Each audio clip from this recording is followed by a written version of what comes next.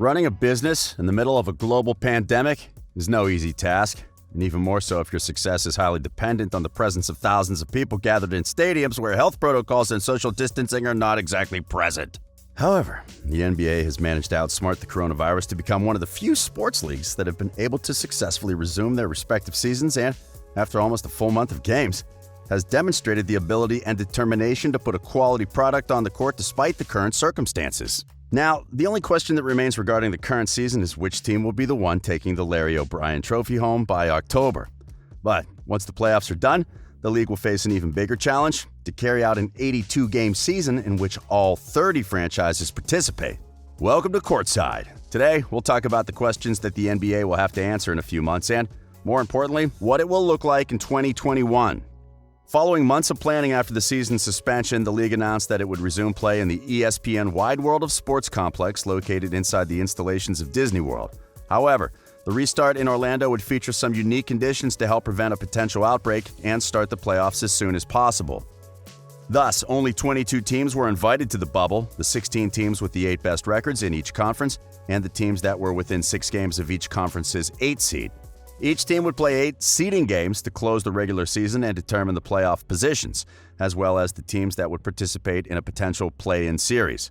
The plan was executed to perfection.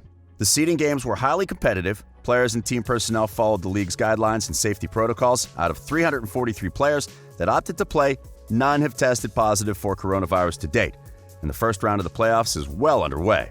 But now, with no doubts regarding the NBA's capacity to take care of its players and deliver an exciting brand of basketball despite the many adversities, all eyes are turning their attention to what will need to happen for a new, full season to take place. This included the 8 teams that weren't invited to the bubble, as they had expressed their worries about the possibility of spending a prolonged period without their players being allowed to participate in any kind of practice or competition. However, they recently received an answer, as the NBA and the NBPA announced they had reached an agreement to allow these teams to have voluntary group workouts in their facilities. This will allow them to create their own bubbles to carry out practices and team workouts while keeping players safe. This window will be open from September 14th to October 6th in each team's home city, and participation by players will be voluntary. With that problem solved, the League and the Players Association can focus on projecting different scenarios for the upcoming season. Needless to say, that is easier said than done. The 2021 season start had initially been planned to take place on December 1st in the league's new schedule following the start of the bubble games. However, as that date has gotten closer, it seems unlikely that it'll remain as the eventual beginning of a new season. The NBA has maintained its flexibility regarding the dates of all its major events following the suspension of the season, and that's because of the many things that escape its control but that could affect its activities. First of all, to be able to decide what will happen with the next season, it needs to successfully finish the current one. To date, there is no indication that won't be the case, but precaution is certainly the best option given the current circumstances. If the league can crown a champion by October, it'll have to proceed with this year's draft and free agency. These 2 events are of the utmost importance to all 30 teams, and because of it, many are currently worried about them.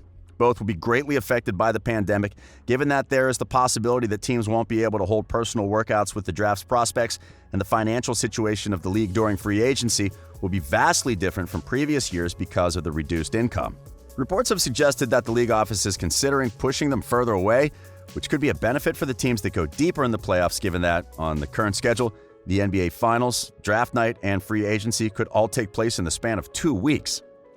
But if they're pushed, teams will have more time to scout the players they would like to draft and to better address all the moves they'd like to make in order to fill out their respective rosters. If both events do end up being moved, the start of the next season will also be moved in consequence, which might be the league's plan, as Commissioner Adam Silver recently said that the December 1st date is feeling a bit early. This makes total sense, as the league's principal focus regarding the coming season will be to be able to get fans back in the games, and money plays a big factor in this. A large part of the revenue that each franchise perceives during a season comes directly from their arena activities. So without fans in the stands, each team would lose a significant amount of the money that it needs to pay its players and staff. With this in mind, the league office, the owners, and the Players Association would prefer to push the start back a little further if it means that they'll be able to receive at least a fraction of their fans in the arenas when a new season begins. However, as we mentioned earlier, this is one of the many things that the league can't control. Whether fans can be safely allowed into the arenas will depend on how and if safety protocols and a potential vaccine is developed to stop the effects of the coronavirus pandemic. But if things are still looking bad in a few months, they'll need to look at other options. The possibility of playing at various regional bubbles has already been suggested in the past, and while it might not be everyone's favorite option, is certainly an outcome that could take place. And international games come into play too. If the world is still struggling to control the effects of the virus, Canada will probably maintain its strong restrictions, and the Raptors might be in need to find a place in which to play the local games. But aside from all the different scenarios that the league must currently be evaluating, there could also be some differences to the regular season format to which we're used to. For example, the play-in tournament might make a return in the following season.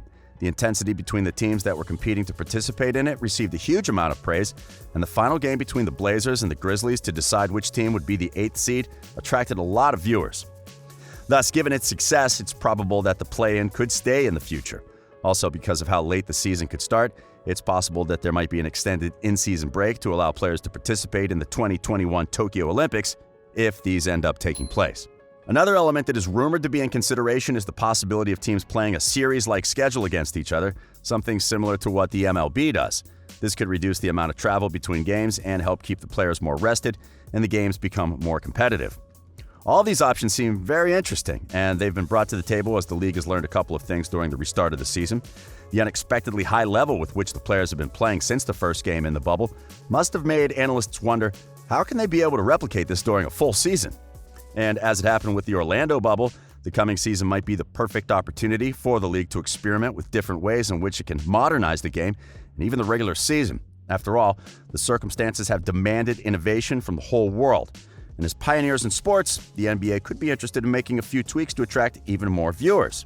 However, we must also remember that, as of today, many of the possibilities we've mentioned are simply rumors. Despite how interesting some of them may sound, there's no guarantee that any will be implemented until the league says otherwise. And as we've already mentioned, the league might be too busy with everything that needs to be done before actually starting a new season, as well as with trying to figure out a way to bring fans back in the arenas to keep too many new ideas in mind.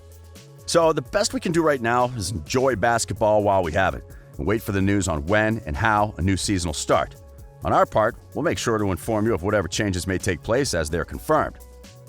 2020 has been a difficult year for sports and the world overall. However, the NBA and the NBPA have shown the determination and the leadership required to create an environment in which the season can be finished while keeping players safe. This has provided us with a never-before-seen experience on the court and off the court, as players have embraced the challenge that the bubble is and have delivered on a high-quality product. The games in Orlando have been exceptional, and we can only hope for the next season to be as good, if not better, than what we've seen in the last few weeks. But now, what do you expect for the following season? Would you like to see any big changes in the regular season format? Let us know in the comments. We hope you enjoyed this video, and if you did, remember to give us a like and subscribe to our channel for more NBA content. We are Courtside.